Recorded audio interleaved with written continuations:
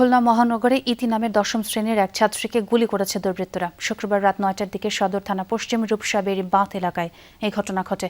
স্থানীয়রা জানায়, মোটরসাইকেলে করে আসা হেলমেট পরা দুই যুবক ইতিকে লক্ষ্য করে গুলি চালায়।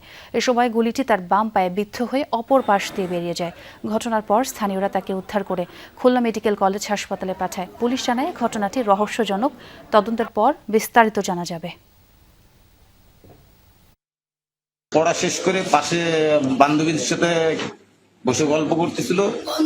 এবার এর ভিতরে কোথা থেকে হেলমেট পরিধান করে 2-3টা মোটরসাইকেলে 2-3 জন লোক আসলো, আইসে একটা গুলি করে দিয়ে চলে গেল। আমাদের একটু সন্দেহ আছে, এ কারণে আমরা তদন্ত শেষ না করে বলতে পারতেছি না যে একটা মেয়ে 10ম শ্রেণীতে পড়ে, সে যদি দাঁড়ায় থাকে কাউকে মারতে যায়, তার গায়েই লাগবে। এটা তার আচরণ অনুযায়ী মনে হচ্ছে যে সে সঠিক কথা বলতেছে কিনা, এই জন্য একটু গভীর তদন্ত না করে এর বাইরে আর বলা যাচ্ছে না।